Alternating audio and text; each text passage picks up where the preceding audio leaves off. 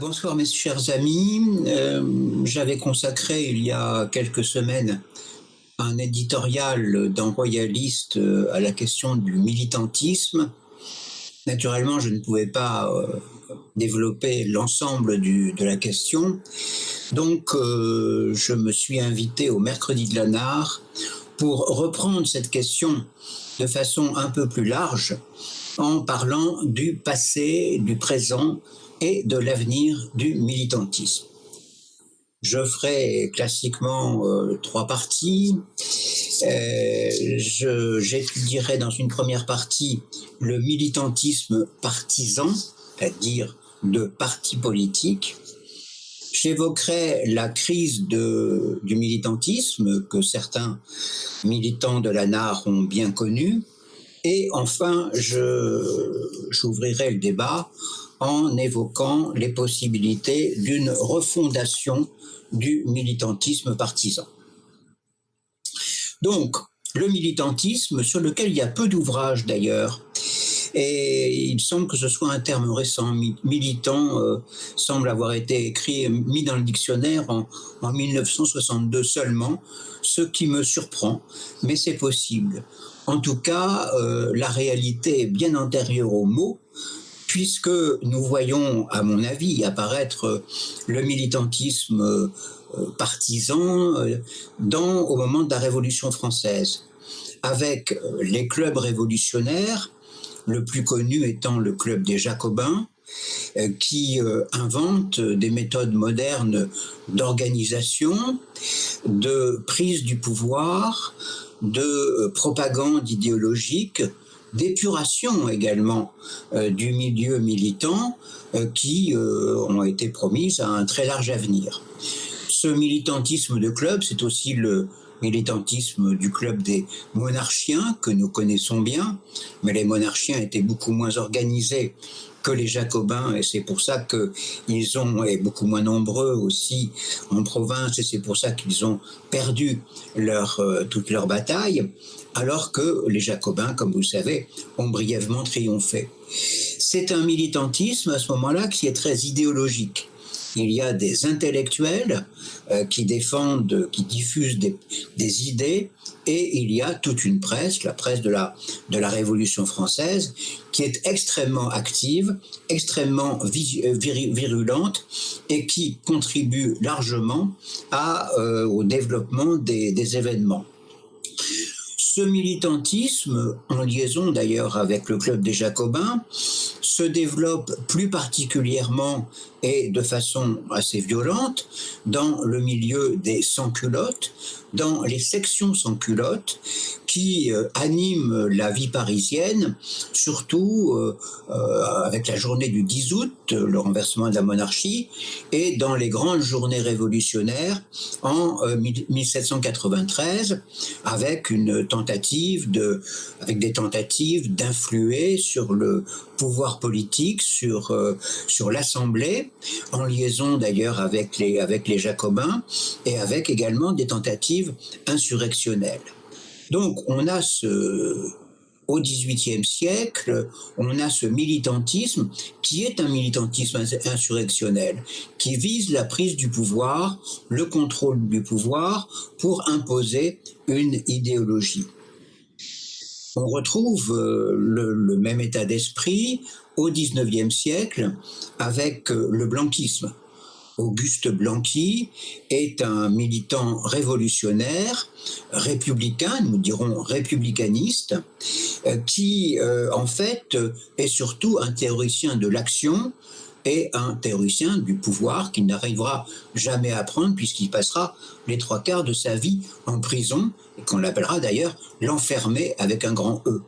Mais le blanquisme, c'est un militantisme qui vise, par l'organisation de groupes de combat armés, à prendre le pouvoir à la faveur de journées d'émeutes révolutionnaires transformées en tentatives de prise du pouvoir.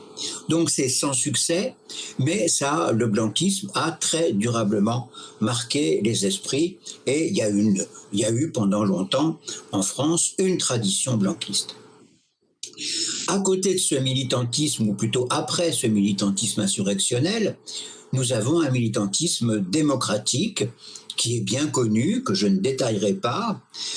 C'est celui du Parti royaliste après 1870, que nous évoquions lorsque nous avons parlé du premier comte de Paris avec l'un de nos invités. C'est le militantisme du Parti radical qui était extrêmement efficace. Lui aussi, ces deux partis d'ailleurs, Parti royaliste, Parti radical, sont des partis qui sont fortement idéologiques, qui visent effectivement à à imposer ou à faire prévaloir leurs idées, avec des intellectuels qui sont liés à ce parti et une presse qui est également extrêmement dynamique. Ensuite, nous avons vu se développer des partis de droite, le MRP, le RPF, le RPR, qui sont à la fois des partis électoraux et des partis de militants. Même chose pour les partis de gauche, que ce soit la SFIO ou le Parti socialiste. Ce sont, au moins dans les premières phases de ces partis, des partis d'action électorale, de conquête électorale du pouvoir, avec une forte base militante qui va ensuite évoluer vers une bureaucratisation croissante. Et dans ce militantisme démocratique, je mets bien entendu le Front National et aujourd'hui le Rassemblement National. Le Front National qui vient, lui, de la tradition des ligues, de la Troisième République. Jean-Marie Le Pen est typique du meneur, de l'animateur des ligues extraparlementaires de la Troisième République. C'est quelqu'un qui participe au mouvement Poujade, qui était un mouvement parlementaire, mais d'abord avec un immense mouvement extra- et anti-parlementaire sous la Quatrième République, comme nous le savons. Et pendant la guerre d'Algérie, Jean-Marie Le Pen va lancer des mouvements, le Front National des combattants notamment, mouvement de défense de l'Algérie française, dans un cadre légal d'ailleurs. Donc il y a chez lui une tradition du militantisme ligueur qu'il transforme. Lorsque le Front National apparaît sur la scène politique, c'est pour développer une stratégie électorale sur le plan des municipales. On se souvient de l'élection de Dreux, qui a un caractère tout à fait historique, et ensuite aux européennes, aux législatives, à la présidentielle, avec les échos que nous connaissons. Donc le Front National, il se transforme. Il se transforme de parti ligueur militant en un parti à vocation électorale avec peu en fait de militants. Quant au militantisme ligueur, c'est un militantisme qui s'affirme essentiellement sous la Troisième République. C'est la Ligue des Patriotes, la Ligue de la Patrie française à l'époque de l'affaire Dreyfus, la Ligue d'Action française, les Croix de Feu, et plus tard, sous la Quatrième République, les résidus de ces ligues de l'entre-deux-guerres qui s'appellent Jeunes Nations, qui est un mouvement clairement fasciste, Occident, et enfin Ordre Nouveau, qui est la dernière ligue anti-parlementaire et véritablement d'extrême droite que nous ayons connue dans les débuts de la Ve République. Alors ces ligues, j'allais oublier les Croix de Feu, ces ligues en fait sont des ligues qui sont également fortement intellectualisées. L'exemple le plus connu, c'est bien sûr la Ligue d'Action française avec Charles Maurras, avec une presse avec une presse quotidienne, l'Action française quotidienne de 1908 à 1944. Mais du côté de la Ligue de la Patrie française également, c'est une ligue qui regroupe des intellectuels. Il y a d'éminents penseurs comme Maurice Barrès.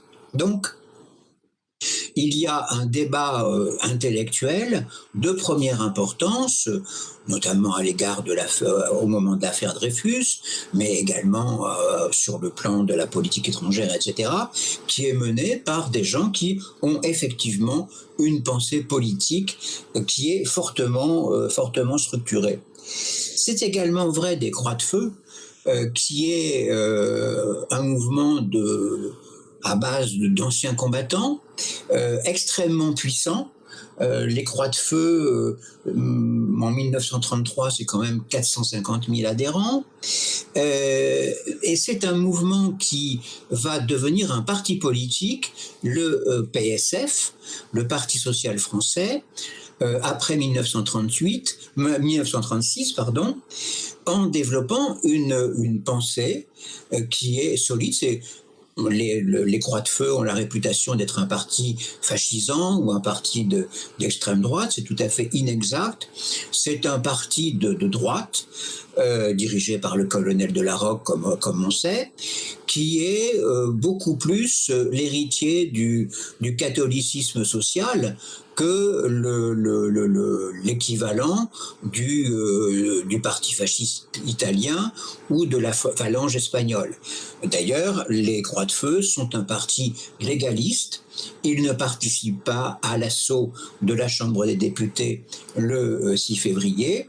Ils sont liés à des hommes politiques importants de la Troisième République, et Larocque, après, organise un parti qui, les historiens le disent, qui aurait été certainement majoritaire en France si nous avions eu des élections en 1940. Voilà, en ce qui concerne donc les partis ligueurs qui ont agité la scène politique française sous la Troisième République, mais qui n'ont pas eu de succès. Ni l'Action française, ni les Jeunesses patriotes, ni les partis encore plus nettement extrémistes comme le Parti populaire français de Jacques Doriot. En fait, leur agitation et leur incapacité totale à prendre le pouvoir, notamment le 6 février, leur agitation permet en fait la mobilisation du camp de la gauche en fait, et c'est l'une des causes de la victoire du Front populaire en 1936. Parmi les partis militants, il y a bien sûr le Parti communiste que nous avons longuement étudié à la Nouvelle Action royaliste au temps de la guerre froide, en recevant beaucoup d'anciens du Parti communiste et également des historiens. Je pense notamment à Philippe Robrieux. Et il est évident que le Parti communiste a été pendant très longtemps le modèle du parti politique, celui que on voulait souvent imiter parce qu'il avait une structuration idéologique extrêmement forte, parce que c'était un parti de révolutionnaires professionnels, parce que il fascinait aussi parce que c'était un parti supposé faire la révolution pendant le Grand Soir, n'est-ce pas? Donc il y avait un rêve révolutionnaire qui se mêlait à une participation à la vie démocratique sous la Troisième République et plus encore sous la Quatrième République ou sous la Cinquième, qui sont très très loin de la préparation du Grand Soir, avec un côté gestionnaire, comme nous le savons, dans les municipalités. Mais c'est vrai, c'est un parti qui est un parti église, en fait, au service d'une religion séculière, dont la capitale est Moscou, la Rome communiste, et comme nous le savons, je n'insiste pas, c'est un parti qui est soutenu par un très puissant réseau d'intellectuels et qui a une presse extrêmement importante et très largement diffusée. Non seulement l'Humanité, mais l'Humanité Dimanche, France Nouvelle, la presse littéraire, etc., plus le réseau associatif considérable qui existait dans ce parti. à la faveur de la crise du Parti communiste, dans les années 50, qui commence dans les années 50, on voit se développer des organisations, des dissidences en fait communistes, qui sont les organisations trotskistes, la Ligue communiste, Lutte ouvrière, le Parti communiste marxiste-léniniste pro-chinois, et aussi ce que Sartre appelait des groupes en fusion, et même des groupes en fusion dans le pratico-inerte. Ça fait très chic de dire ça, mais bon, c'est un peu ça. C'est-à-dire des groupes comme l'Emmaüs Pontex, la Ligue, la gauche prolétarienne, qui ne sont pas fédérés, rassemblés dans une internationale, qui ne sont pas liés à Moscou ni à Pékin, et qui opèrent dans une perspective de révolution imminente, de prise du pouvoir par la violence, mais tout ceci étant théorisé et pratiqué par des groupes qui sont ultra minoritaires, qui peuvent être le ferment, qui sont marginalement le ferment dans la pâte des événements de mai 68, encore que beaucoup de ces mouvements aient été dépassés par les événements qui les ont surpris justement par leur spontanéité et par également par leur violence, qu'ils n'arrivaient pas toujours à contrôler. Donc ces mouvements, ils ont eu une grande célébrité parce que ils étaient très médiatiques, très spectaculaires dans leur comportement.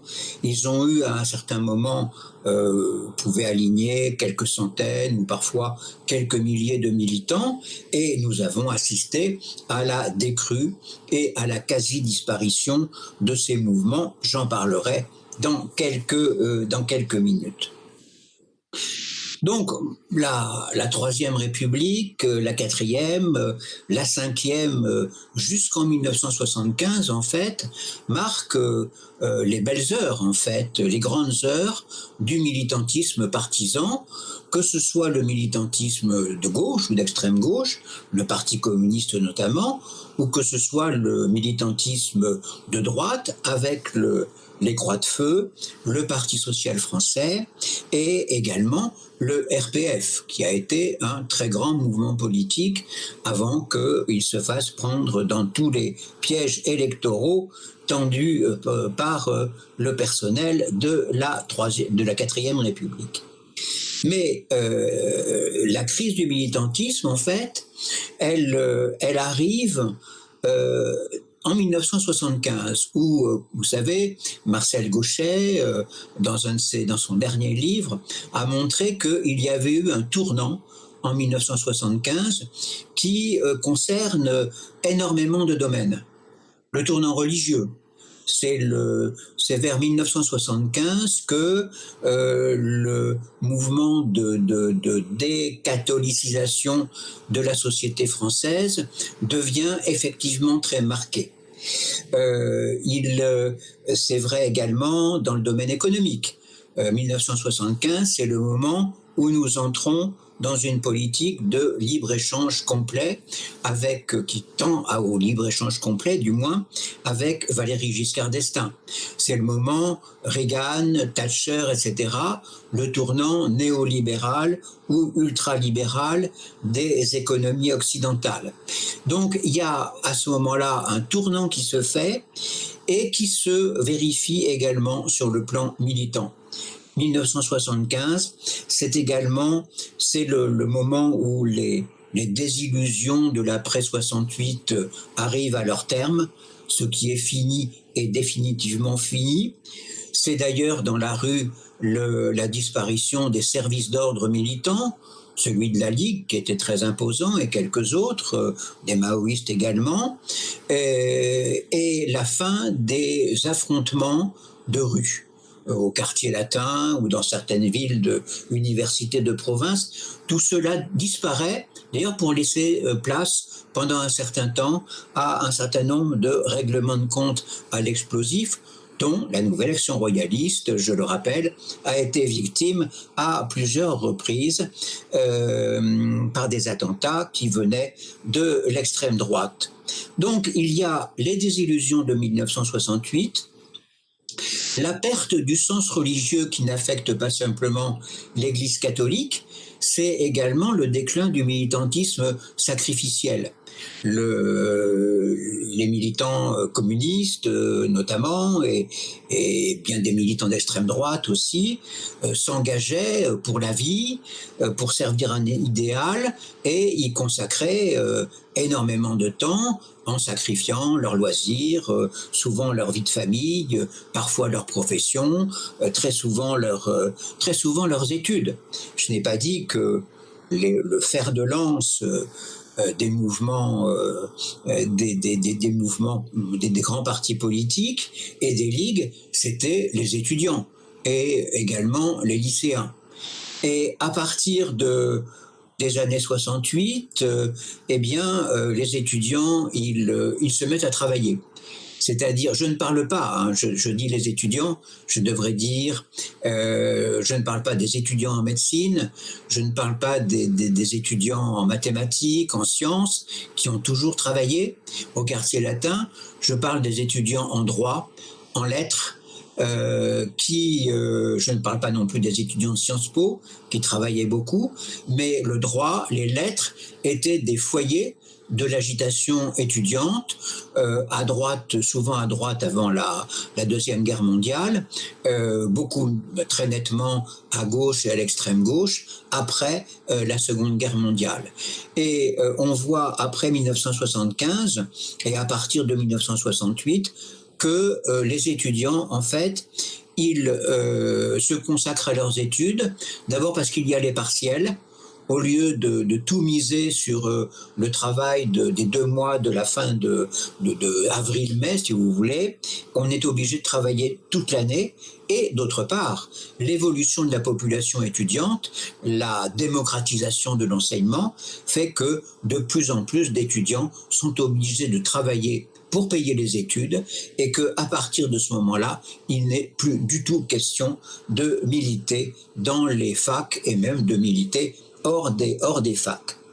Donc il y a un véritable tournant qui se déroule à partir de 1975, qui se manifeste, comme je l'ai dit, par le déclin des groupes extrémistes, la Ligue communiste notamment et Lutte ouvrière, avec de beaux restes. Ils ont continué à occuper un certain nombre de terrains, à organiser un certain nombre de manifestations pendant bien des années. On en parlera pendant la discussion. Mais il y a aussi une crise du militantisme qui affecte les partis de gouvernement, aussi bien le RPR que le Parti socialiste, qui deviennent de plus en plus des partis d'élus locaux et nationaux, des partis de bureaucrates, pratiquant le clientélisme, avec un très faible nombre de militants au sens classique du terme, du camarade véritablement dévoué qui colle les affiches, fait le service d'ordre, etc. Tout cela se professionnalise. C'est 1975, c'est également le moment où on entre vraiment dans la société de communication, et les partis politiques, au lieu de faire appel à leurs militants, font appel à des agences de communication, s'offrent des panneaux publicitaires et les affiches sont réservées au folklore des campagnes électorales, mais c'est plus là que ça se passe effectivement. Donc il y a ce déclin militant dans les grands partis politiques, avec en contrepartie le triomphe apparent des mouvements associatifs. Je ne parle pas de l'humanitaire qui se professionnalise très rapidement, mais plutôt de la Ligue des droits de l'homme, qui joue dans les années 80, qui a joué un rôle important sous la Troisième et la Quatrième République, mais qui joue également dans les années 80 un rôle important de fédérateur dans la lutte contre la xénophobie et en fait contre le Front National qui se développe à ce moment-là. Nous nous souvenons à la Nouvelle Action Royaliste que nous avons participé, sous l'égide de la Ligue des droits de l'homme, à un comité de, je ne sais plus, 120, 150 organisations qui étaient en lutte contre la xénophobie et qui ont organisé, notamment à Paris, des manifestations relativement importantes face au Front national. Ensuite, nous avons eu la mouvance écologiste, bien sûr, mais elle avec une visée électorale très nette pour une partie au moins de cette mouvance.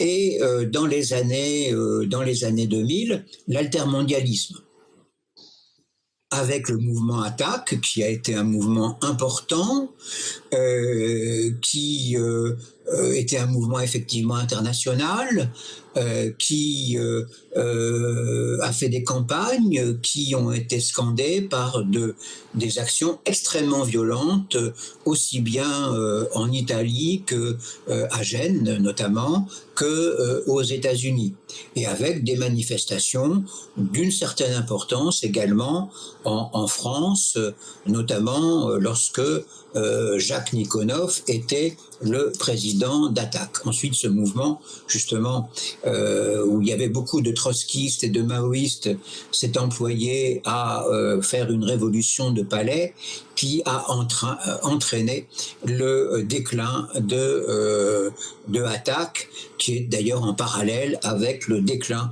du mouvement altermondialiste, où d'ailleurs en 2003, à un congrès, nous avions vu s'opérer la première jonction entre ce gauchisme altermondialiste et les islamistes. Donc, il y a eu ce mouvement associatif relativement important, ambigu, parfois dirigé par les politiques. Je n'ai pas parlé de SOS Racisme, mais SOS Racisme, qu'un sociologue nous avait présenté au Mercredi de la Nare un jour comme une association purement spontanée, venue des banlieues, etc.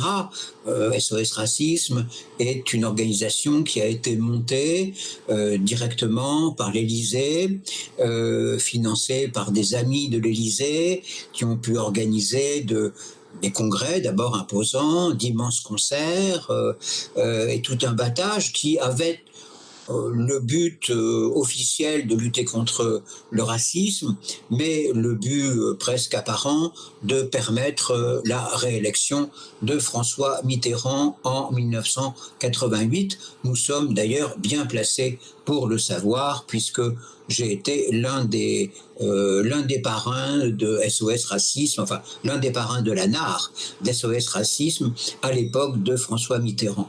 Donc il y avait sous cette apparence d'associatif,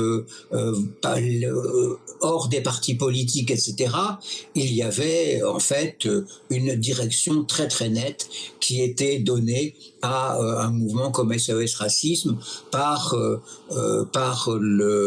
PS et surtout par l'Élysée, et qui a eu après un certain nombre de succès d'années, y compris sous les gouvernements de droite. Sarkozy avait tenté de monter quelque chose comme ça avec Fadela Amara, mais ça n'a absolument rien donné.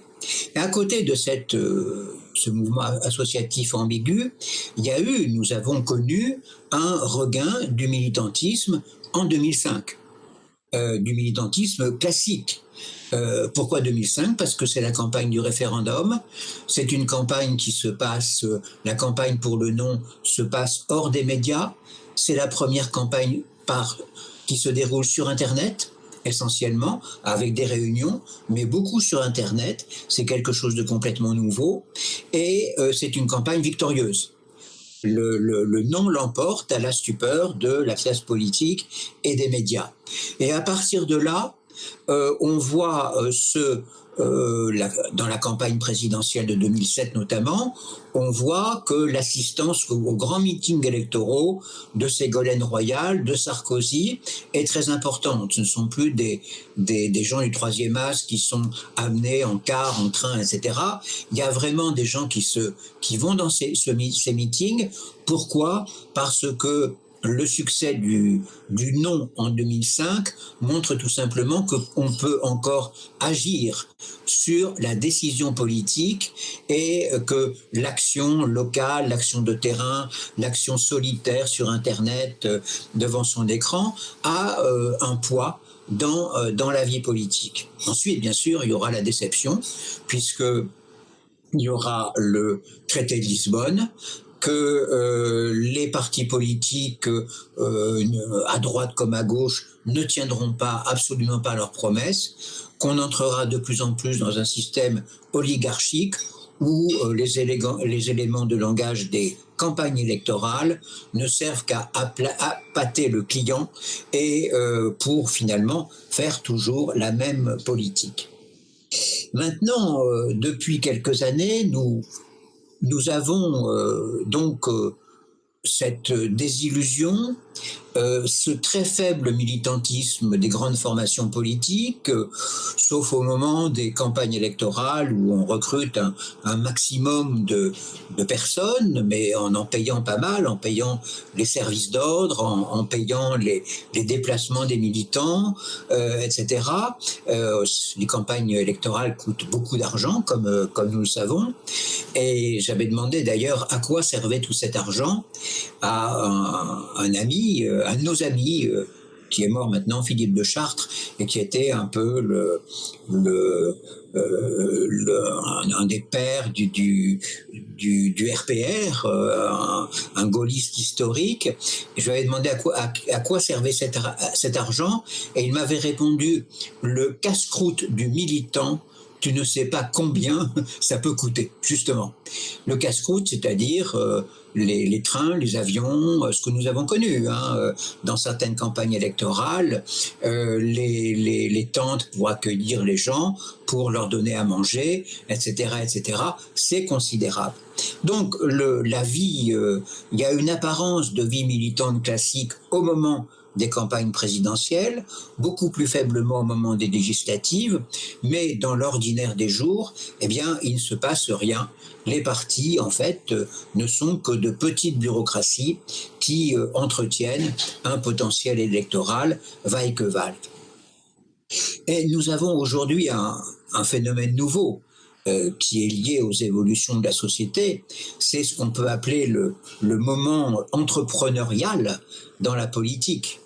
C'est-à-dire non seulement les intellectuels médiatiques qui sévissent depuis les années 75, Bernard-Henri Lévy, André Glusman, etc., ils commencent leur carrière médiatique en 1975 et ils le commencent de façon différente de ce qu'a pu être la carrière médiatique d'un Sartre, d'un Camus, etc. C'est autre chose qui se développe à ce moment-là et on voit apparaître des intellectuels sans œuvre, mais qui tiennent un discours.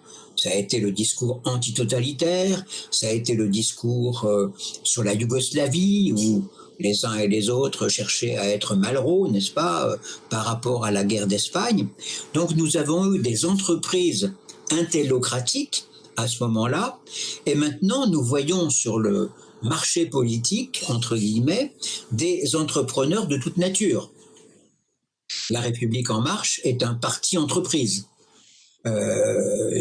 sur le modèle de ce qu'avait fait Berlusconi avec Forza Italia, c'est-à-dire quelqu'un riche ou un groupe de personnes ayant les moyens, comme Macron, crée le parti qui est nécessaire à l'emprise parlementaire.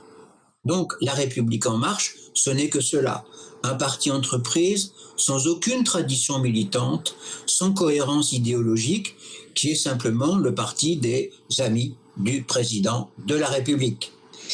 Mais nous avons aussi tous les entrepreneurs identitaires, les communautaristes islamistes, Le comité Adama, qui est avec le soutien du NPA et de quelques intellectuels comme Laganerie et quelques autres, les groupes ultra-féministes et puis Génération Identitaire qu'on vient de dissoudre, qui sont très clairement des partis qui ne prétendent pas au pouvoir, qui exploitent un segment de l'opinion publique et qui font leurs affaires avec ça, font vivre quelques permanents, développent de petites affaires, vendent de la formation comme les groupes ultra-féministes, etc. Tout ce qu'on peut faire dans un petit mouvement de ce type-là qui exploite véritablement un secteur de l'opinion sans chercher plus loin. Enfin, nous avons un phénomène relativement, même tout à fait nouveau, avec le Black Bloc, qui n'est pas une invention française, qui s'est développé à partir de 2008, donc c'est déjà quelque chose d'ancien, mais qui s'est réveillé et qui s'est considérablement développé à partir des manifestations contre la loi El Khomri et surtout à l'occasion avant les Gilets jaunes et également pendant la révolte des Gilets jaunes. Dernier point de cette vie militante extrêmement contrastée, les sociétés de pensée. Depuis que les partis politiques ont cessé toute activité sur le plan de la réflexion intellectuelle ou idéologique, on a vu se développer, à côté des partis, mais très indépendamment, des sociétés de pensée, qui ont parfois joué un rôle majeur. Je pense à la Fondation Saint-Simon, qui a été le creuset de l'évolution de la gauche vers le néolibéralisme. Face à la Fondation Saint-Simon, et avec beaucoup moins de succès, nous avons connu la Fondation Marc Bloch, qu'on appelait, je crois, la Fondation du 2 mars, qui a essayé d'être la rivale de la Fondation Saint-Simon, mais je le répète, avec moins de succès. Nous avons la Fondation Respublica, qui est animée par Jean-Pierre Chevènement, la Fondation Copernic, qui est classiquement à gauche. Nous avons la nouvelle Fondation Rousseau, autour de Gaël Giraud, qui est une fondation plutôt hétérodoxe.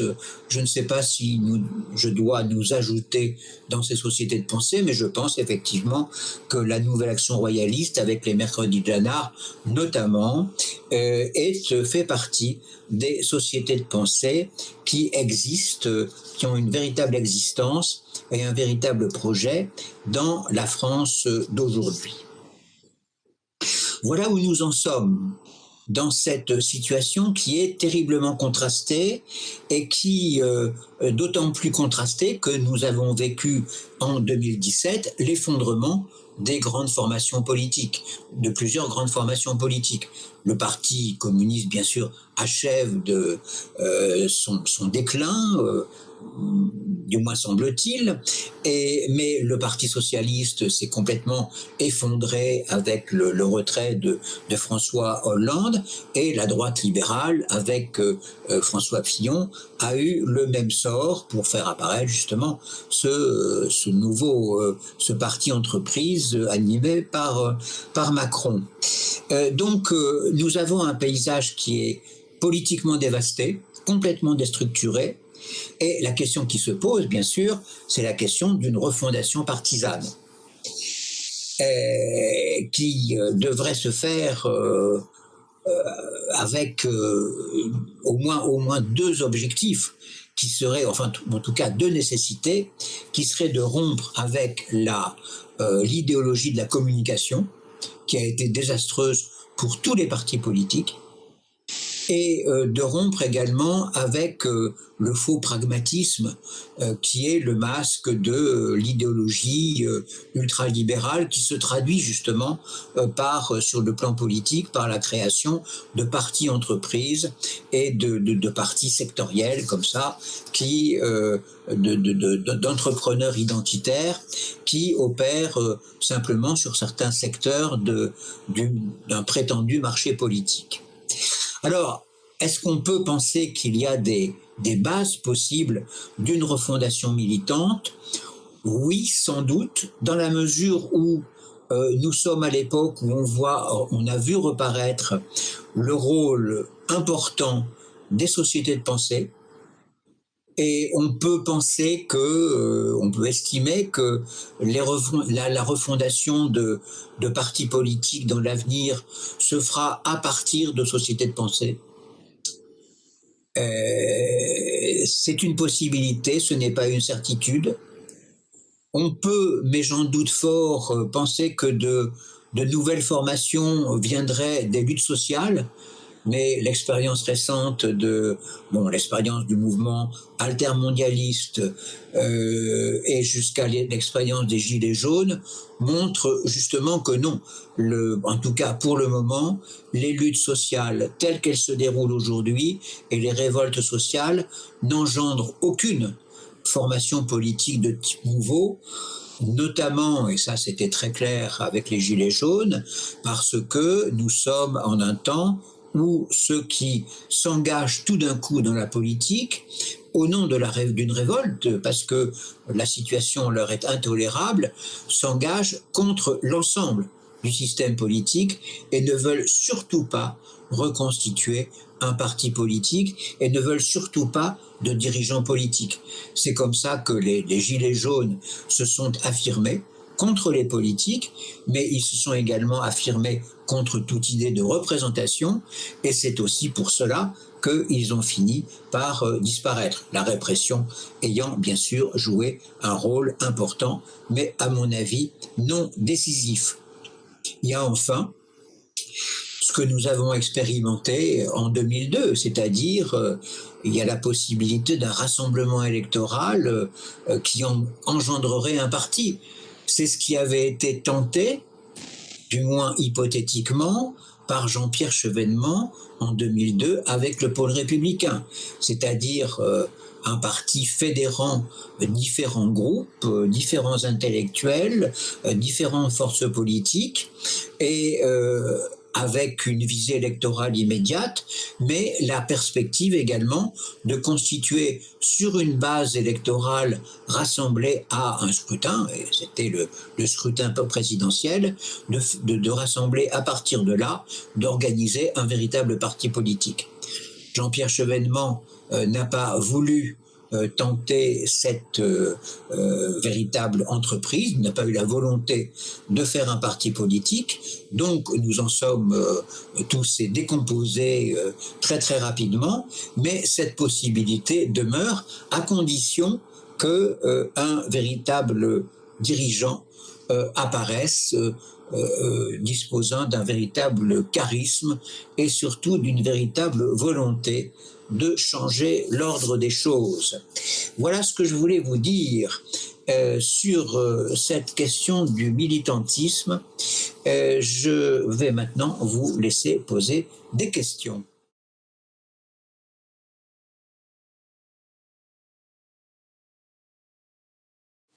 Oui, alors, je ne sais pas, Guillaume, après François. Ok. Tu parles à un moment donc tu parles du militantisme ligueur et tu expliques donc les différentes ligues. Tu expliques que les ligues sont anti-parlementaires. Effectivement, la grande majorité était par anti-parlementaires, même anti-républicaines pour une partie. Et en même temps, tu classes les Croix de Feu comme effectivement une ligue au début, sauf que c'est une ligue légaliste. C'est pas un peu contradictoire comme terme? Le concept de ligue et légaliste sont la même chose. Enfin, je sais pas, j'ai du mal à conceptualiser le fait des Croix de Feu légalistes et ligueurs, donc.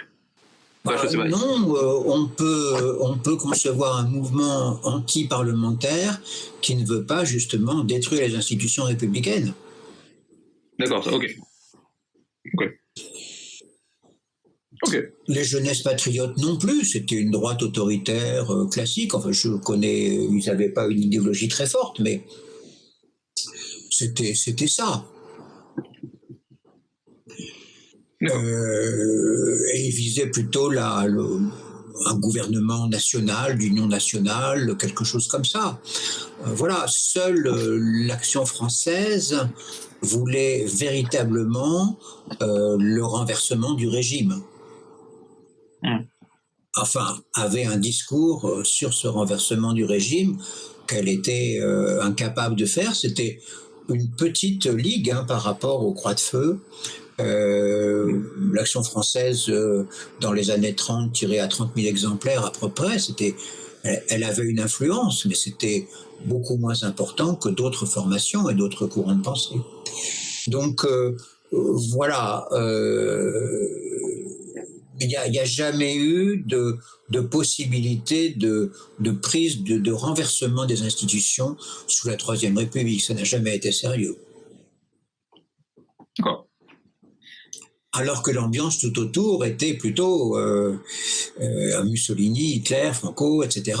La France, pas du tout. La France est restée dans la légalité. Et les principales formations françaises sont restées dans la légalité. La guerre civile, il y avait pas de risque de guerre civile en France dans les années 30.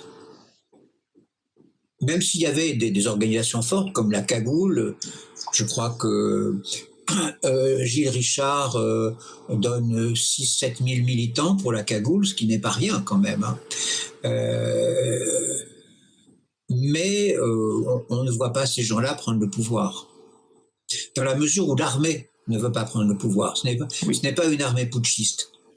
Oui, l'armée légaliste. Alors, à la différence de la guerre d'Algérie, où nous avons eu une fraction de l'armée qui a été très clairement putschiste.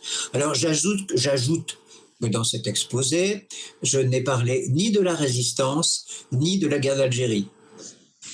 Parce que la résistance, on est là hors du militantisme. C'est une lutte de libération nationale par les armes où les gens risquent leur vie. C'est tout en liaison avec des armées étrangères, des alliés, etc. C'est tout à fait autre chose que le militantisme. Et d'ailleurs, nous savons par tous nos invités que beaucoup de résistants éminents n'avaient jamais fait de politique, n'avaient jamais été militants avant-guerre. C'était tout d'un coup des gens qui étaient révoltés par la situation se sont mis à faire de la résistance sans savoir exactement, sans connaître les méthodes, ni les méthodes de l'action clandestine, ni les méthodes de la propagande.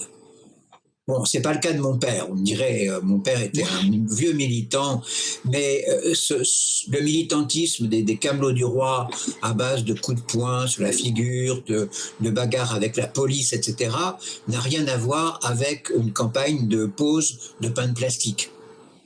Voilà, et de déraillement de train, etc. C'est autre chose. Plus le fait qu'un militant extrémiste sous la Troisième République, après le coup de poing, rentrait chez lui. Il était rarement, sauf dans les moments de grande tension, il y avait rarement des descentes de police au domicile, sauf infraction caractérisée. Donc c'était autre chose. Même chose on peut en discuter, mais pendant la guerre d'Algérie, que nous avons un peu connue, certains qui sont ici, c'est même chose. On est dans une autre logique. La guerre d'Algérie, c'est également une guerre civile entre Français. Donc c'est autre chose. C'est là également la perspective de la prise d'armes est une perspective de très très court terme. Quand on passe sa nuit à attendre l'arrivée des parachutistes un jour d'avril 1961, c'est autre chose que se préparer à un collage d'affiches ou à une bagarre devant un lycée parisien. Voilà. Donc là, on est dans un autre domaine, qui est déjà le domaine du paramilitaire et quasiment du militaire, les contacts avec l'armée, etc., pour ce qui concerne l'OS. Mais aussi, de l'autre côté, le jeu avec... plus les interventions de l'étranger. Donc j'ai exclu ces 2 périodes. Oui. Oui, François. Oui, je voudrais prendre le problème dans un sens complètement différent en termes de comportement militant.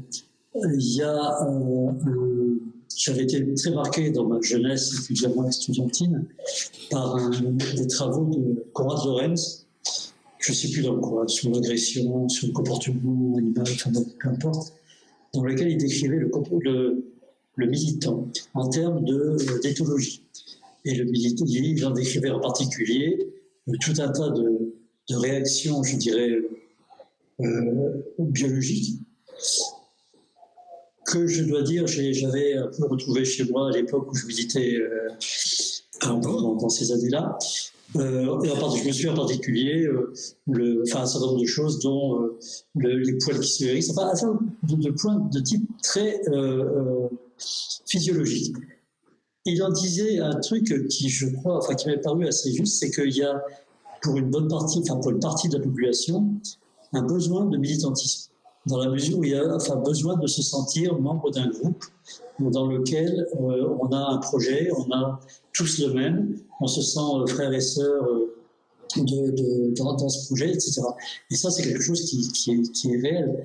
Je me demande à l'heure actuelle si, dans la mesure, comme tu l'as décrit, à partir de 1975, tout s'est effondré en termes de projets. Il n'y a plus de projet politique, il n'y a plus de projet religieux, il n'y a plus de projet économique, il n'y a plus rien. Est-ce qu'à l'heure actuelle, on n'a pas un vide chez beaucoup de gens qui pourrait être rempli en particulier, je pense, par le militantisme religieux musulman, qui est la seule religion, le seul projet simple, dans l'exposé, disons, dans lequel un militant pourrait retrouver sa famille. Et je me demande si c'est pas une grande attraction. Alors oui, j'aurais dû effectivement tenter de décrire l'univers militant classique, et tu m'y incites. D'abord c'est très moderne, hein, il y a l'idée d'égalité, c'est une fraternité d'égaux, au moins dans l'imaginaire. Mais c'est vrai pour les sans-culottes notamment, hein. Ils se conçoivent comme une fraternité. Et le groupe, c'est le lieu justement où s'accomplit cette fraternité. Souvent dans la violence, mais la violence justement, ça soude. Alors, nous le savons bien. Alors je sais pas si Konrad Lorenz, moi je crois pas trop au truc comme ça, mais tu le sais, mais la fraternité, oui, l'idée égalitaire, le tutoiement militant, qui concerne les hommes et les femmes, hein, c'est égalitaire, pas toujours, hein, mais il y a en tout cas pendant la Révolution française, il y avait une idée d'égalité des deux sexes. Il y avait même une section révolutionnaire qui s'appelait la section républicaine des deux sexes, c'est quelque chose comme ça. Il y a une fraternité des révolutionnaires, avec le côté dur, violent de la purge, des gens qui sont déviationnistes, c'est immanquable, hein. Dans la fraternité, il y a des gens qui tout d'un coup sont moins frères, qui ont dit une bêtise, et le parti se renforce en s'épurant, et comme disait Staline, et hop, à la porte, ou pire.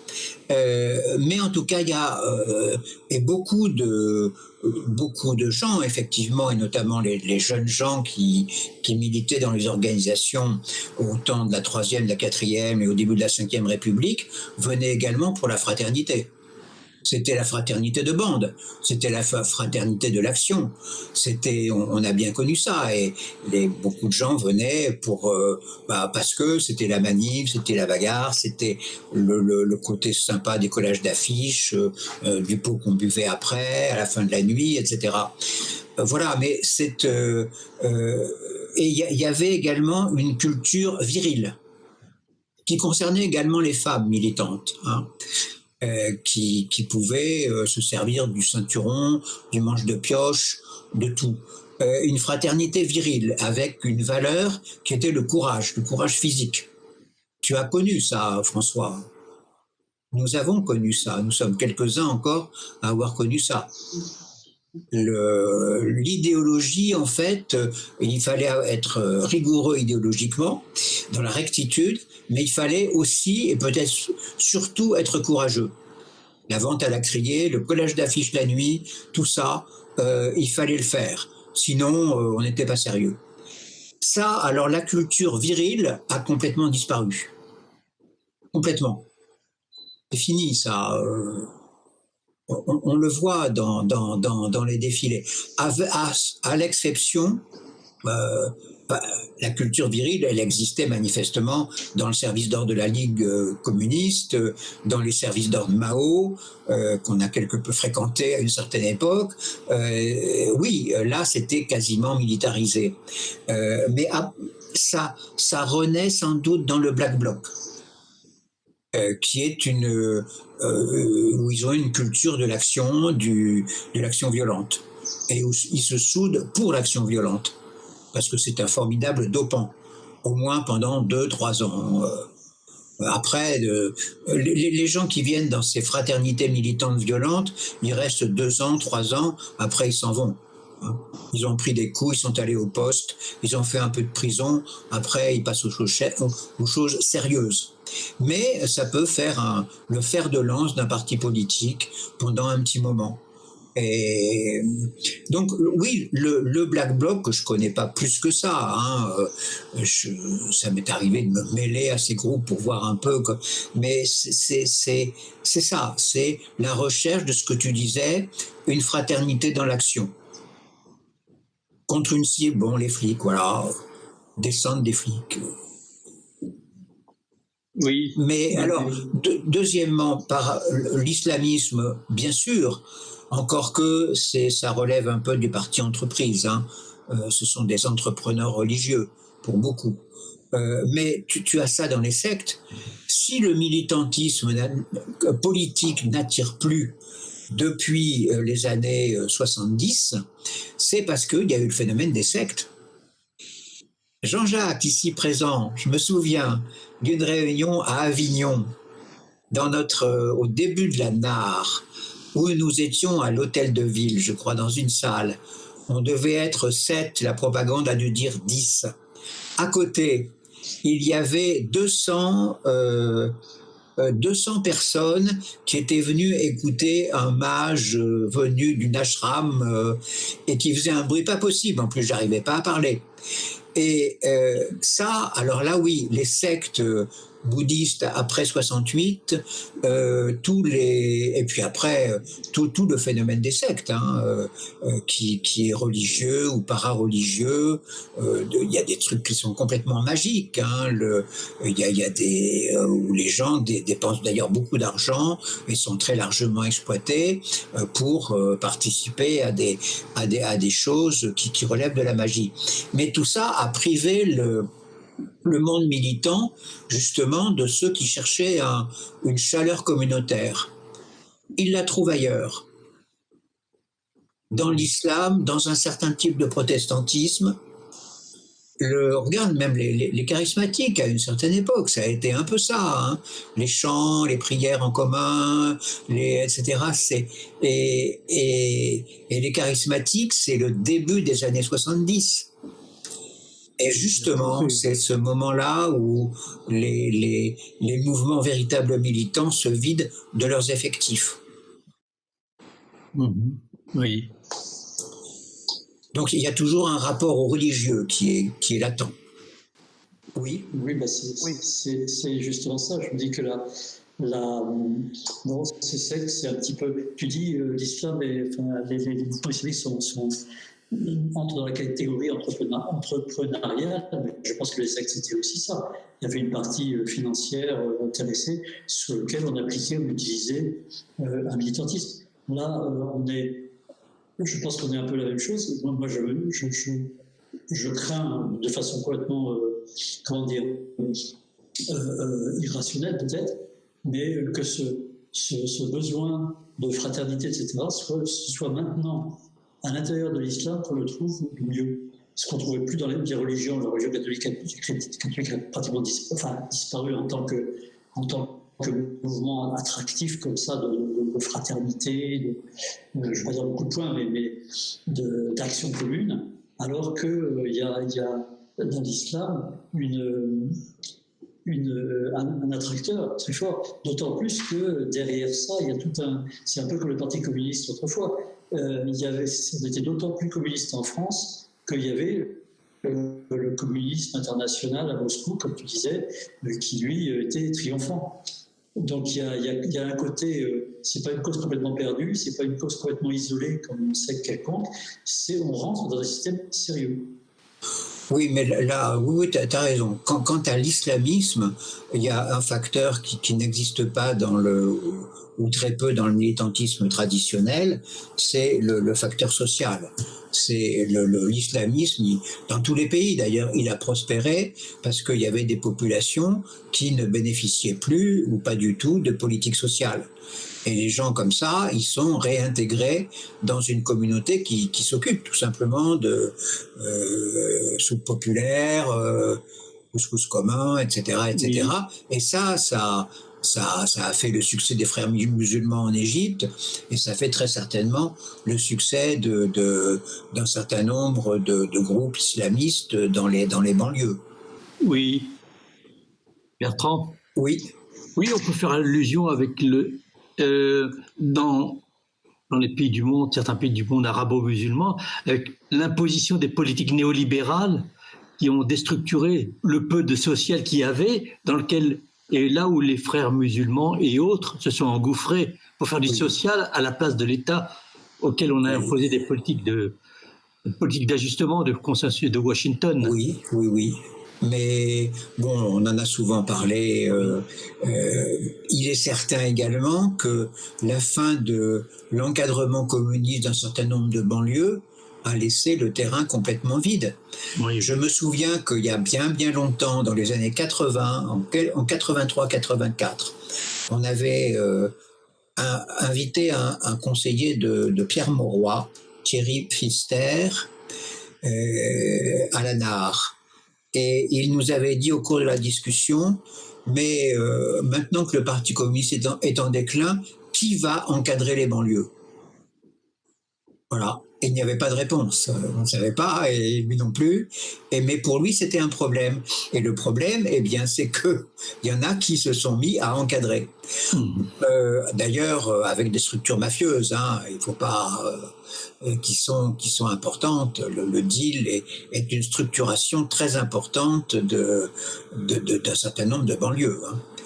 Donc, mais là, on change un peu de conversation. C'est justement le côté entreprise, mais on n'est plus dans le militantisme. Là, on est dans quelque chose de trouble où il y a du militantisme, de l'action sociale et aussi du trafic. Oui, du business. Oui, je voulais revenir justement sur le sujet en parlant d'une guerre évoquée en lien, ce qui pourrait être en lien, c'est le militantisme syndical. Oui, je l'ai laissé de côté parce que c'est particulier, ça mérite un exposé entier et que je ne ferai pas parce que je connais beaucoup moins, mais on tâchera d'inviter quelqu'un de solide sur le sujet. Il faut remarquer, et j'aurais dû le dire pendant la conférence, que les syndicats sont encore, en tout cas la CGT et FO, sont encore capables de mobiliser des masses considérables. Hein. Quels que soient les chiffres donnés, on voit ça au temps d'occupation de la rue par une manif, quand c'est un défilé de 4-5 heures, de syndicats en rang serré, c'est qu'ils ont une capacité de mobilisation qui est quand même très très importante. Et ça a été le cas en 2006, ça a été le cas en 2010, voilà, pas souvent, ça a été le cas en 2019-2020, à la surprise générale. Mais on a quand même eu une très très longue grève en plein hiver et des manifestations qui ont été très importante. Donc, le militantisme syndical continue à exister. Et d'ailleurs, ce qu'on voit aujourd'hui même, en mars 2021, c'est que la seule action qu'il y a de rue en France aujourd'hui, ce sont les syndicats qui la mènent localement. C'est pas médiatisé, mais presque tous les jours, il y a des actions syndicales. De défense de l'emploi, contre une usine qui ferme, etc. C'est relativement important, la capacité de mobilisation des syndicats. Seulement, voilà, les syndicats, ils ont une tactique défensive, c'est pas eux qui peuvent déboucher sur le terrain politique. Mais il y a un militantisme qui est fortement ritualisé, qui est inscrit dans une histoire de conflits, etc., et qui est très important. Mmh. Guillaume. Merci Philippe. Tu l'as esquissé, en 2005, avec la campagne de 2005 du militantisme sur Internet. Je suis une génération Internet, voilà, acceptons le fait. Est-ce que tu penses qu'il y a une chance de voir vivre, ou plutôt d'éclore, c'est-à-dire arriver au bout, parce qu'actuellement le militantisme sur Internet, c'est des gamins qui ont la moyenne d'âge des dernières doses qui avaient été données par Twitter, par exemple, qui est, qu'on le veuille ou non, représentatif de ce qui se passe sur Internet, au moins sur la partie politique, qui oscille aux alentours de 20 ans, c'est relativement jeune. Est-ce que tu penses qu'il y a une chance de les voir éclore, c'est-à-dire peut-être pas prendre leur carte dans un parti, puisque de toute façon, tu l'as dit toi-même, les partis ont implosé, particulièrement en 2017, mais les voir justement vraiment se politiser au sens strict, c'est-à-dire arrêter de traiter tout le monde de fasciste ou tout le monde d'islamo-gauchiste, mais d'avoir une pensée politique cohérente, justement en partant d'Internet, c'est-à-dire dans la poursuite de ce qui s'est passé en 2005, c'est-à-dire des gens qui ont débattu sur le net, puisqu'ils ne peuvent plus débattre dans la rue ou dans les différents plateaux télé, puisque de toute façon la télé empêche tout débat, vrai débat, on va dire. Donc, penses-tu voir un militantisme sur Internet qui donnerait un militantisme physique dans les années à venir, Alors, la réponse est complexe, tu le sais aussi bien que moi. Internet permet effectivement de relier, de conforter des réseaux. C'est notre expérience. Un certain nombre d'amis, de relations, de rédacteurs, de royalistes sont venus par les réseaux sociaux, au sens large du terme.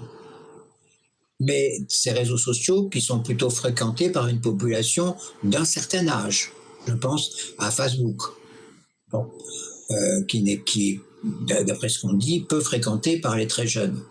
Donc oui, il y a encore que le système que tu connais beaucoup mieux que moi de Facebook fait que les diffusions sont moyennement efficaces, mais quand même il y a une diffusion de la pensée, de la presse, des idées en général, qui donne à des sociétés de pensée, à des minorités, une influence qu'elles n'avaient pas avant. Regardons ce que nous pouvons faire avec Facebook, même si peu sont mobilisés sur ce sujet, sur ce terrain. C'est incomparablement plus efficace qu'une campagne une nuit de collage d'affiches ou la distribution de 2000 tracts à la porte d'une entreprise. Voilà. Donc il y a ça. Le phénomène des blogs, il y a un certain nombre de phénomènes. Regardez, mais ça, il y a aussi le fait que une seule personne peut devenir lui-même le leader d'un courant de pensée ou l'une des figures phares d'un courant de pensée. Regardez dans le milieu hétérodoxe. Quand Jacques Sapir avait son blog, il faisait parfois 200 000 connexions dans le mois. C'est considérable. C'est une influence supérieure au Monde, au journal Le Monde. Je parle de Jacques Sapir parce que j'ai les chiffres en tête, mais Paul Jorion, un certain nombre d'autres personnes, avec infiniment peu de moyens, avec absolument il n'y a pas besoin d'argent, juste le prix de la connexion à Internet, c'est tout, arrive à toucher un public considérable. Et d'après ce qu'on peut savoir, un public qui est très faiblement politisé, ou pas du tout, mais qui se pose des questions, qui a besoin de comprendre. Et le succès de ces blogs, qui sont des blogs compliqués, hein, Sapir, Jorion, Lordon et autres, ne font aucune concession. Ni de style, ni sur le fond. C'est compliqué. Même chose sur YouTube. Les YouTubeurs en économie, en philosophie, etc., tiennent des discours sans aucune concession. Et pourtant, ils sont massivement suivis. Donc, il y a, si vous voulez, alors là, c'est quelque chose qui est très important, c'est qu'il y a une opinion publique qui, depuis 2005, s'est constituée, en tout cas une opinion publique hétérodoxe, qui s'est constituée complètement en dehors des médias, puisque ceux que j'ai cités, on ne les voit plus du tout. Hein. Ils ont disparu entre 2010 et 2015, et on ne les voit plus, ou alors ils sont sur RT, les chaînes russes, hein, c'est tout. Mais sinon, ils ne sont plus là. Mais il y a une opinion publique qui est là et qui est relativement structurée, cohérente dans ses choix. Bon, mais dans ses préférences. C'est pas pour rien non plus que la campagne ADP, qui n'a pas été faite par des organisations politiques, à part la NAR et quelques tout petits groupes, et encore, n'est-ce pas, on a quand même réuni plus d'1 million de signatures.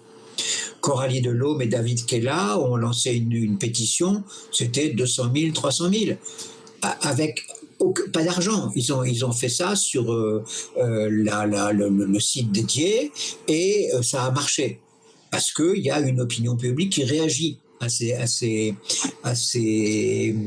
type de campagne. Donc on a là un phénomène tout à fait nouveau et assez réconfortant. Même pour nous, hein, quand on diffusait royaliste, envoyé à X milliers d'abonnés, et voilà, et puis quelques envois comme ça en nombre, on savait bien que ça allait pas très loin.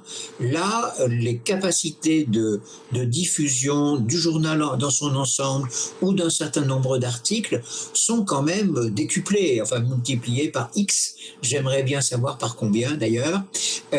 Parce que ça donne une influence que les petits groupes n'avaient pas. Bon, ça c'est un point très important. Seulement, le point négatif, c'est que ce qui remonte, enfin, de l'enseignement secondaire, des profs de l'enseignement secondaire, j'ai pas fait une enquête générale, mais ce qui remonte de certains professeurs, c'est que les très jeunes gens, maintenant, sont complètement absorbés ou bien par les débats sur l'écologie au sens manger bio, etc., ou bien sur les questions de genre. Vous avez des enfants, hein, des jeunes gens de 12-13 ans qui savent ce que c'est qu'un jeu genré, qui savent ce que c'est que, enfin bon, toutes les questions de genre qui, avec les drapeaux par catégorie, etc., les exclusions, les copinages, là aussi les fraternités militantes, mais ce n'est plus à mon avis, ce n'est plus de la politique. C'est le dernier avatar de l'individualisme si bien analysé par Marcel Gauchet, où on recherche de plus en plus de différences et où on va se retrouver finalement tout seul, avec des conséquences psychiques qui sont très graves pour beaucoup d'adolescents, qui ont été aggravées très certainement par le confinement. On sait que les maisons pour adolescents qui existent dans les départements refusent du monde. Bon. Alors là où est la politique, elle n'est pas là. C'est un milieu qui est et pas nécessairement un milieu de déclassés, etc. C'est la petite ou la moyenne bourgeoisie qui cultive les enfants de la petite et moyenne bourgeoisie qui cultivent ces idées-là. Hein, qui ont été diffusés d'ailleurs par de tout petits groupes. La théorie du genre, c'est très peu de personnes. Des intellectuels souvent abscons, c'est Didier Ribon, on les voit peu à la télévision, ou pas du tout. Bon, mais ça s'est considérablement diffusé. À l'école Mais à l'école, non, mais c'est pas les profs. Hein. Les profs, les profs qui ont 30 et 50 ans aujourd'hui, c'est pas eux qui diffusent ça. Ils n'y comprennent rien. Il y a eu des tentatives avec Madame Naja Vallaud-Belkacem. Oui, mais marginales par rapport à ce qui s'est diffusé de façon complètement spontanée. Et là, c'est quelque chose, pour répondre à la question de Guillaume, c'est complètement antipolitique. Oui. On ne s'occupe que de soi-même, que de sa particularité sexuelle, ou que de sa façon de manger ceci ou cela. Véganisme. Là, c'est l'individualisme. Donc, je vois pas de mobilisation de très jeunes gens dans... quant aux étudiants, ils sont accaparés par la nécessité d'abord parce qu'ils doivent travailler, pour payer leurs études, parce que les études sont difficiles, parce qu'il faut absolument réussir. Ce que disent également un certain nombre de professeurs, c'est que nous avons une partie de la jeunesse qui est tétanisée par la peur de l'avenir et qui n'a pas envie de chahuter, qui n'a pas envie de descendre dans la rue, parce qu'il faut être sérieux, sinon ça sera le chômage. Et ça, c'est quand même des idées extrêmement répandues et qui ne favorisent pas le militantisme politique. Dans ma jeunesse, mais avant la guerre aussi, le militantisme était le fait de jeunes bourgeois qui pouvaient facilement rater 1 ou 2 années d'études, que ce soit dans le syndicalisme universitaire ou dans le militantisme politique. Ça ne posait aucun problème, il n'y avait pas de chômage. Donc, on rattrapait ses études après, et puis basta. Et tandis qu'aujourd'hui, c'est plus du tout ça. Plus du tout. On ne peut pas gâcher 1 année d'études. C'est pas possible. Même pas 8 jours. Donc, il faut pas compter massivement sur la jeunesse, à moins qu'il y ait une révolte, effectivement, à cause des conditions de vie qui, dans beaucoup de cas, sont intolérables. Mais ça, c'est autre chose. Tu as dit à un moment qu'il était, en gros, et maintenant quoi? Il dit qu'il fallait ou qu'on était en train de, je ne sais pas trop, rompre avec la communication. Je me que tu développes un peu ça. Il faudrait rompre avec la communication, parce que la communication est une idéologie en soi. Lucien Sfez l'avait bien montré, et que c'est également une technique qui évacue toute pensée. L'affiche, le slogan sont faits par des professionnels qui travaillent pour les pots de yaourt, pour tas d'autres choses, et qui conçoivent la publicité politique comme une publicité parmi d'autres. D'où le caractère abscon d'un certain nombre de campagnes, et le fait que les hommes politiques sont obsédés par la communication, par l'image, par les éléments de langage, et pour eux, c'est complètement différent de ce que peut être un système de conviction, qu'ils ont perdu d'ailleurs en chemin. On a vécu ça de près avec le Parti socialiste, où de plus en plus, ils sont rentrés dans la société de communication, et ça a accompagné justement leurs abandons idéologiques. Ça a été en même temps. C'était curieux d'ailleurs et intéressant, puisque la campagne de 1988, j'étais au comité, quand on faisait le comité avec Mitterrand,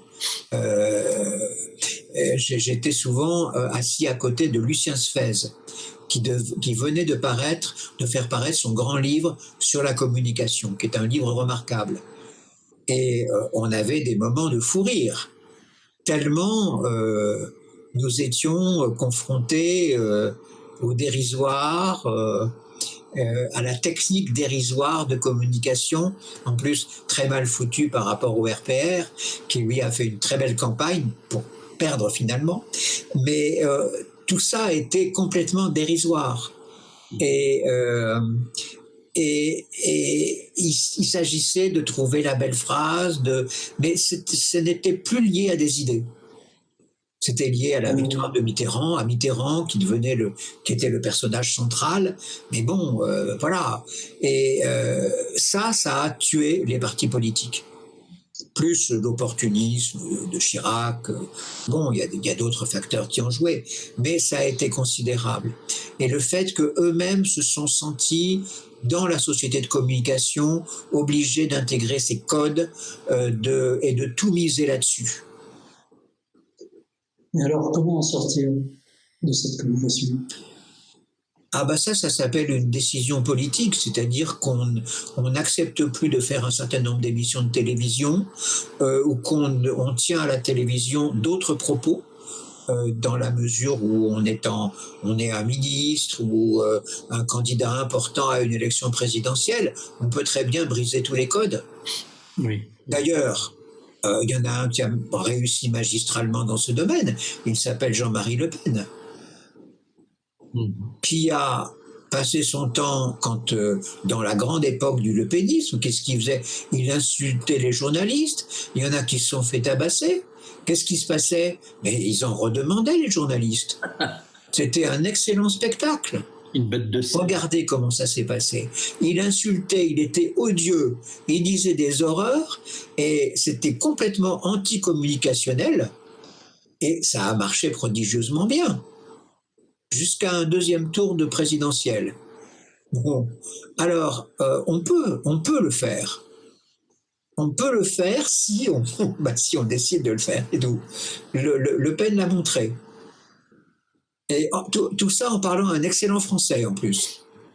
Il n'a fait aucune concession sur la langue française, alors que tous les autres se sont mis à parler un français avili de la langue des technos ou des communicants. Le résultat, il est là, il est sous nos yeux. Ils ont été sauvés par des bêtes politiques comme Chirac, qui était une bête politique, par Mitterrand, qui était dominé, qui maîtrisait le système de communication, qui avait son autorité symbolique. On l'a vu dans la campagne de 88. Il était le président de la République. Voilà, c'est tout. C'est lui qui a fait la campagne, personne d'autre. Hein. C'est lui qui a emporté qui a gagné parce que il savait y faire. Parce que c'était un homme de meeting, etc., et parce qu'il avait l'autorité symbolique. Le reste, rien du tout. De l'argent fichu en l'air. Et alors là, vraiment, n'est-ce pas, Philippe ?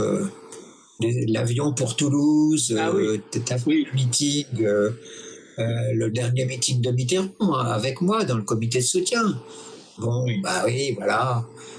C'est bien, c'est bien. Il faut ces grands spectacles, ces grands meetings, mais il y a eu énormément de gâchis communicationnels, sans compter tous les autres gâchis. Je crois qu'on avait compté le nombre d'avions.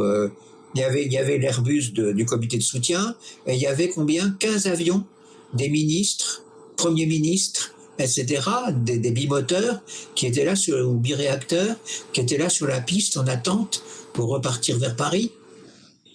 C'était considérable.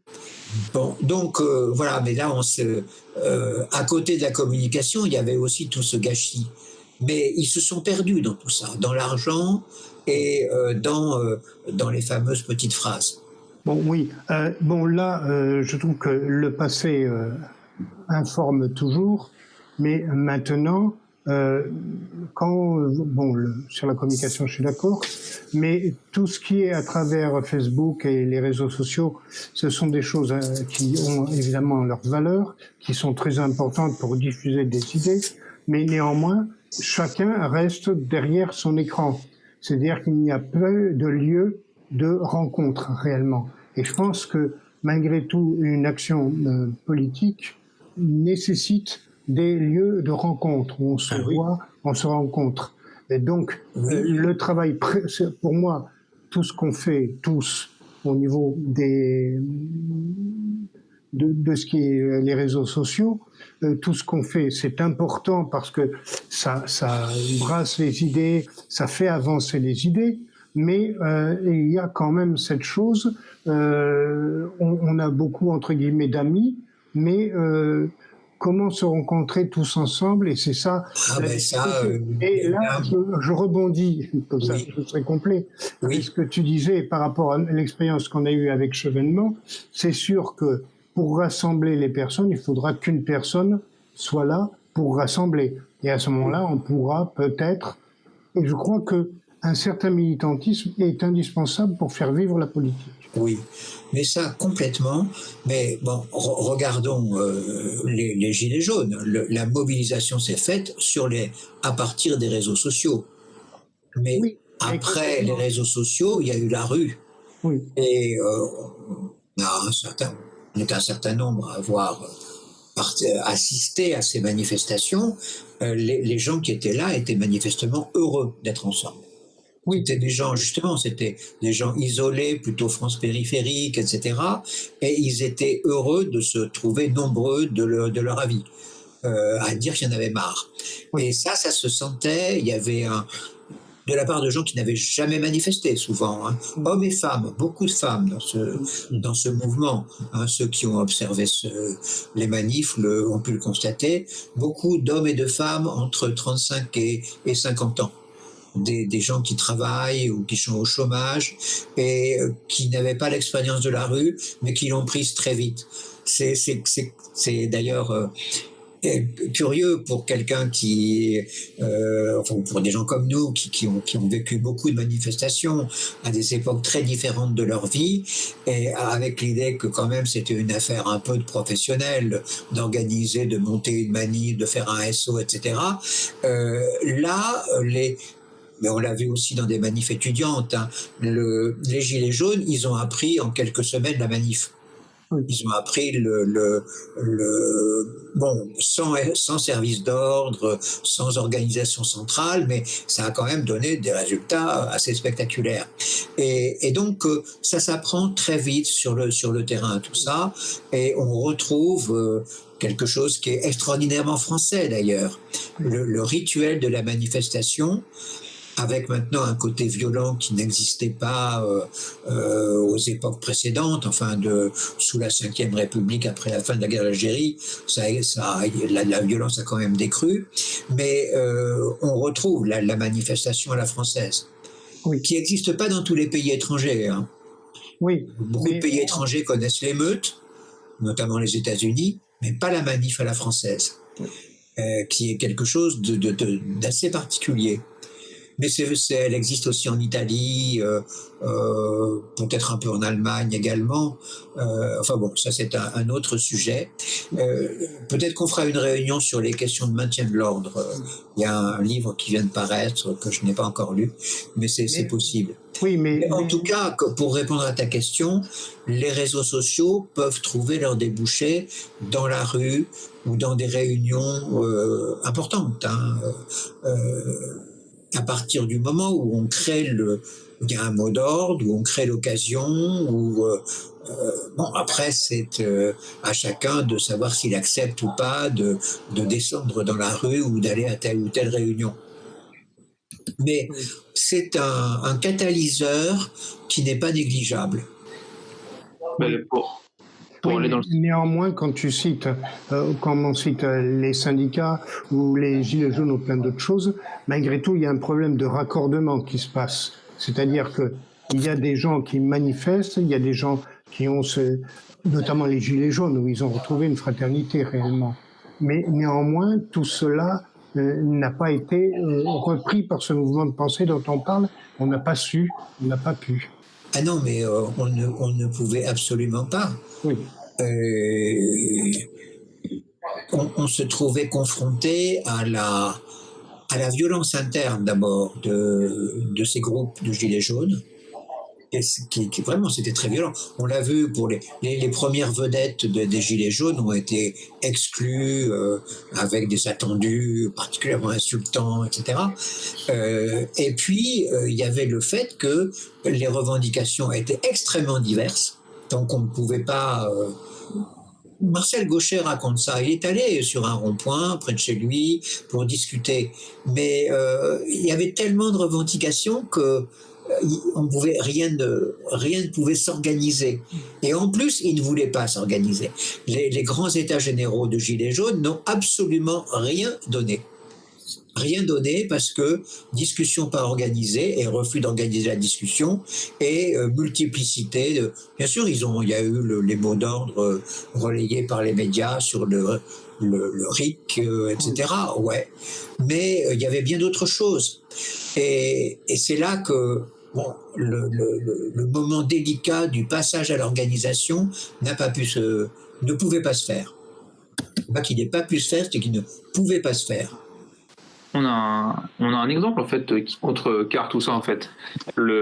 C'est quand on pense de ce qu'il est devenu maintenant, et Dieu sait que j'ai beaucoup de trucs à lui dire, c'est Mélenchon. 2017 est quand même, pour Mélenchon, il a quand même politisé particulièrement, enfin, la grande majorité des gens qui ont voté pour lui l'ont connu sur Internet. Alors, je parle pas du PSG et le Front de gauche, mais la grande majorité de ces meetings, et pour en avoir fait plusieurs, c'est un fait, c'était des gens qui n'avaient jamais connu la politique, qui sont arrivés sur Internet. Donc, c'est possible, effectivement, je pense qu'il y a encore la capacité via Internet et via des moyens, mais cela dit, effectivement, ce sont à la base des politiciens. Mélenchon reste un politicien à la française. Une partie des gens qui étaient autour de lui, on pense à Georges Kuzmanovic, on pense à Charles Girard, tous ces gens-là sont des gens qui effectivement sont très politisés. Donc il faut, je pense, de base, un corps politisé et peut-être pas une idéologie, mais parce que c'était relativement, ce que proposait Mélenchon était nouveau sur plein de points, mais un corps, malgré tout, je pense, un corps idéologique derrière, capable de mener des gens à lui. Et c'est ce qui s'est passé. Mais les meetings de Mélenchon, il y en a eu un pas loin de chez Philippe, en Saint-Denis, un des derniers, c'est à Saint-Denis. Il est monstrueux. Enfin, il y a peut-être 5 ou 6 000 personnes à la croisée de 2 rues, ce qui est complètement improbable. Et c'est des gens qui ont été prévenus 2 jours avant, via Internet. Donc c'est possible, mais c'est un cas, je suis d'accord avec le constat, c'est peut-être le seul cas unique où ça a réussi à déboucher sur quelque chose, qui s'écroule au premier tour, mais qui va quand même jusqu'à la présidentielle. Mais c'est un cas, il est le seul cas en France. Ce qui est peut-être Mélenchon, c'est le contraire de Chevènement. C'est un excellent orateur. Oui. Il a la volonté d'arriver au pouvoir. Ah oui, ça oui. Chevènement est quelqu'un qui voulait simplement se faire aimer du pouvoir, et d'ailleurs continue. Donc c'est tout à fait différent. C'est il ne voulait pas prendre le pouvoir. Et Mélenchon avait sans doute beaucoup plus de monde autour de lui que Chevènement. Oui. Et Mélenchon a réussi remarquablement à tout détruire. Oui, ce qui est un acte héroïque. Sa propre autorité. Et ça, c'est quand même, il fallait le faire. Oui, c'est fort. Non, ça, là-dessus, on est bien d'accord. C'est en refusant justement de s'organiser en parti politique. Mais ça, des proches de Mélenchon me l'avaient dit en 2017. Mélenchon a une culture trotskiste. Il sait monter un coup avec 10 copains, mais il ne sait pas organiser un parti. Et nous avons vu le diagnostic se vérifier juste 1 an après. Et dans les années qui ont suivi. C'est extraordinaire, c'est désolant. C'est désolant parce que oui, c'est affligeant. Il valait mieux que Mélenchon soit le chef de l'opposition plutôt que Marine Le Pen. Oui, ça aurait été un peu plus constructif, effectivement. Mais c'est remarquable, cette volonté de destruction. Voilà. Mais effectivement, c'était juste pour rebondir sur le fait que c'est possible sur Internet si effectivement derrière il y a un appareil politique apte à avaler et à motiver en fait les gens avec une vraie pensée politique. Regardez la circulation des idées, regardez ce que nous faisons en ce moment, même si c'est pour un petit nombre de personnes. Ce sont des techniques qui nous permettent d'avoir une audience que nous ne pouvions pas avoir il y a 20 ans ou il y a 15 ans. Même il y a 10 ans, voilà. Nous avons des moyens techniques qui sont considérables. Et de se relier d'un bout à l'autre du monde. On peut faire les vidéos des mercredis peuvent être vues d'un bout à l'autre de la planète. C'est un fait d'ailleurs, les stats le prouvent, donc oui. Voilà, même chose pour mon blog, pour etc., etc. Donc c'est un atout considérable, et je le répète, ce qui n'est pas assez perçu aujourd'hui, c'est l'existence de cette opinion publique hétérodoxe à côté d'autres segments de l'opinion publique. Hein. Il y a des libéraux, il y a encore des socialistes, il y a des islamistes, tout ce que vous voulez, divers groupes de pression, mais il y a cette opinion publique hétérodoxe qui existe depuis quand même beaucoup depuis la mobilisation de 2005, on a pris la conscience de notre force, même s'il n'y a que des échecs au bout, mais quand même, et les grands blogueurs ont donné à cette opinion publique une cohérence beaucoup plus forte que ça. Toutes les opinions, même par rapport à la Révolution française, c'est beaucoup plus cohérent. Beaucoup plus cohérent, ce que nous voulons autour des idées de souveraineté, de politique publique, etc.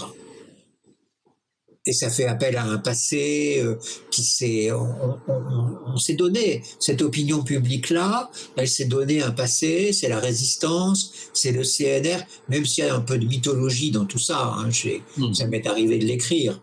Mais il y a un passé commun, il y a des principes communs, et il y a un projet politique qui est latent.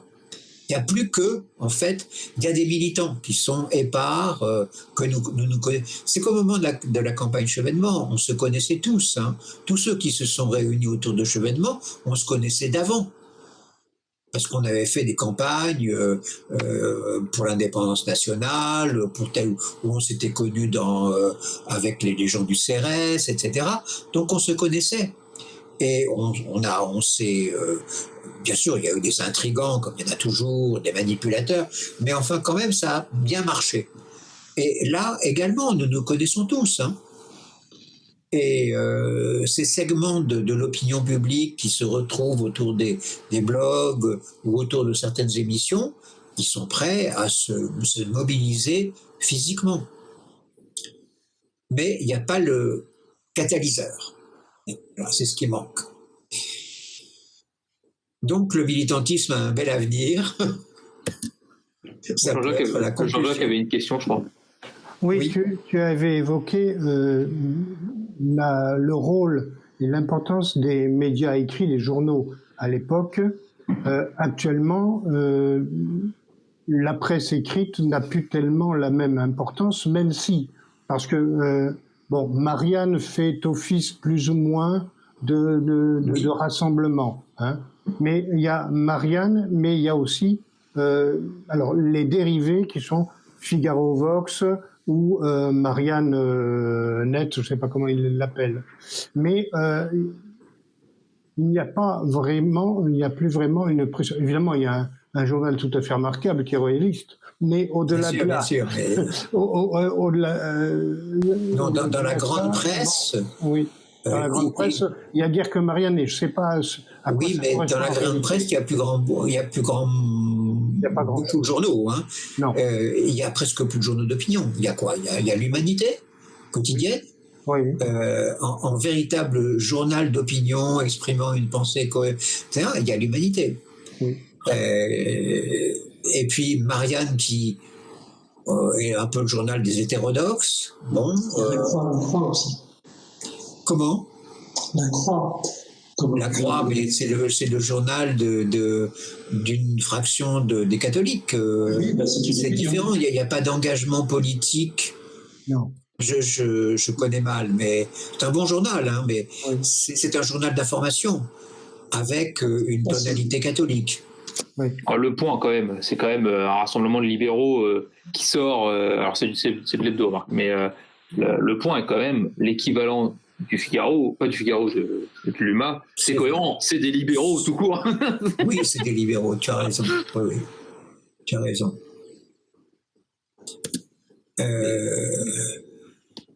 Oui, mais la faiblesse de la presse Et bon, le déclin de la presse écrite est quelque chose d'historique, hein, d'ailleurs qui n'existe pas à l'étranger. En Angleterre, en Allemagne, au Japon, aux États-Unis, il y a une presse nombreuse, de qualité. Là, nous, non. Mais c'est remplacé par justement tout le flux d'idées qui circulent sur les réseaux sociaux. Il y a aussi des livres qui ont joué un rôle qu'ils ne jouaient pas avant. On se souvient de l'horreur économique. Ah oui, oui. Oui, de cette dame que nous avions invitée un mercredi soir. Viviane Forester. Voilà. Et ça faisait des pancartes dans les manifs. Non à l'horreur économique. Le titre était fort bien trouvé, le livre. Bon. Mais le livre de Péan et Cohen sur le monde, qui a été un succès considérable. Il y avait des ruptures de stock dès le premier jour, etc., etc. Et on a vu se créer une opinion publique contestataire qui n'a jamais trouvé son expression politique, sauf parfois chez Mélenchon, à un moment, chez Chevènement, mais ce sont de petits moments, alors que cette opinion publique, elle existe depuis très longtemps. Enfin, depuis très longtemps. Depuis une bonne vingtaine d'années. Oui, puis quand on parle de Mélenchon, il faut bien admettre que il y a Mélenchon, ce qu'il a fait pendant la présidentielle, qui était cohérent, qui avait de l'allure, intellectuellement il est quand même remarquable, et là il a tout gâché, pas seulement lors du moment où il y a eu la perquisition, mais avec maintenant, il a des positions qui ne sont plus en concordance avec ce qu'il disait à l'époque. C'est-à-dire que si un leader est aussi variant que cela, c'est condamné. Oui, oui, oui. Et c'est vrai ce que tu dis. Et il avait acquis dans les années vers 2014-2015 jusqu'en 2017, une position presque extérieure au milieu dont il est sorti. Je me souviens d'avoir été invité, pas par lui, mais par un de ses lieutenants, à une journée sur la défense nationale, où les intervenants étaient ceux que nous avions accueillis au mercredi de la NAR peu avant, le colonel Goya ou d'autres qui auraient pu venir. Donc il y avait une tonalité très nettement patriote, souverainiste, gaulliste de gauche, etc. Et c'était les journées d'études du parti de gauche. Et il y avait là 80 ou 100 cadres du parti de gauche qui étaient vraiment à gauche, quoi. Enfin, les vrais qui n'avaient pas cette culture-là et qui écoutaient ça. Et Mélenchon était assis parmi eux, participait un petit peu et laissait dire. Il y avait Laurent Henninger, il y avait enfin vraiment un certain nombre de personnes qui sont proches de la NAR. Et